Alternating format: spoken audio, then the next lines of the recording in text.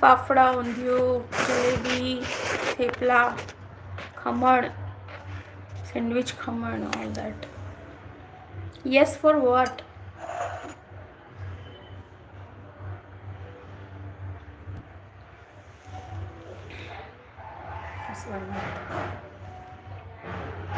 Yes for what?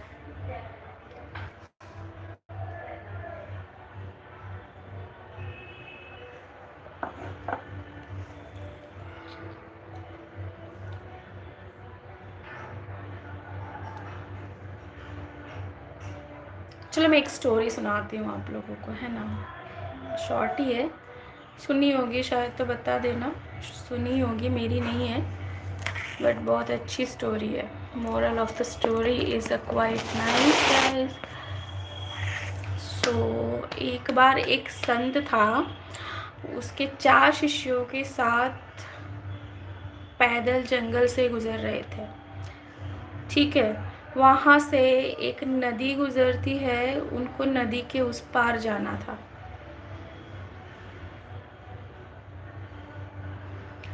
तो क्या होता है कि जब वो देखते होते हैं ना, तो वो नदी काफ़ी गहरी, ठंडा पानी होता है और बहुत ही उसकी लंबाई भी बहुत ज़्यादा होती है.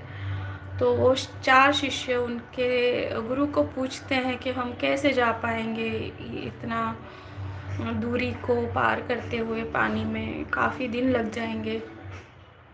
ठीक है, तो काफ़ी दिन लग जाएंगे ऐसा बोलते हैं.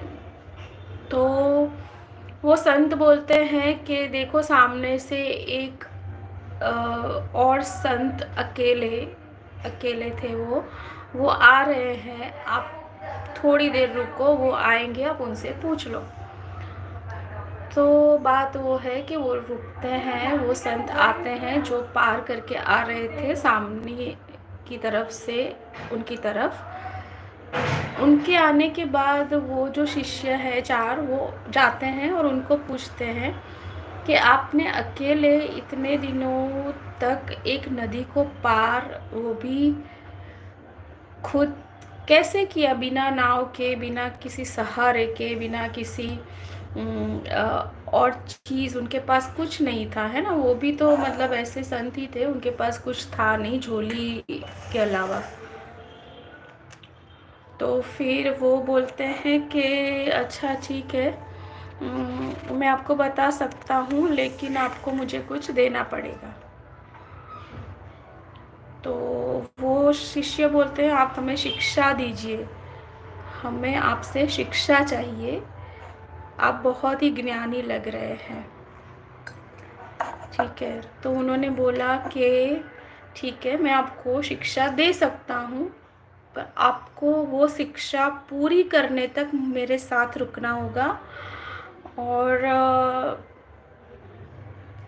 मैं शुरू से आपको शिक्षा दूंगा, उसके लिए तैयार रहना होगा और अपनी ज़िंदगी के 20 साल लगेंगे उसमें. तो आप लोग सब उसके लिए तैयार हो? तो वो 4 लोग तो ऐसे मतलब शौक हो जाते हैं, बोलते हैं कि महात्मा 20 साल लगेंगे, हमको ये नदी पार करके उस तरफ जाना है, उसके लिए हमें शिक्षा चाहिए. तो 20 साल तक हम शिक्षा लेंगे, फिर तो हम नदी कब पार करेंगे.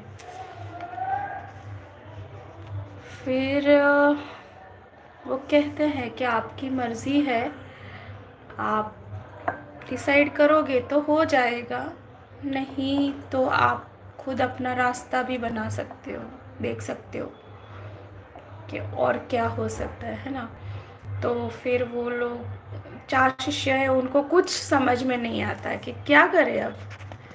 और वो जो उनके गुरु थे वो तो एकदम कूल थे, मतलब शांत थे, उनको तो पता था कि वो कर लेंगे, उनके चेहरे पे कोई भी मतलब ऐसे टेंशन वाली कोई निशानी ऐसा कुछ नहीं दिख रहा था. तो 4 शिष्य बोल रहे हैं गुरु को कि आप इतने आराम से कैसे रह सकते हैं, हम इतना कुछ कर रहे हैं ऊपर नीचे और आप इतने शांत और इतने आराम से कैसे हैं.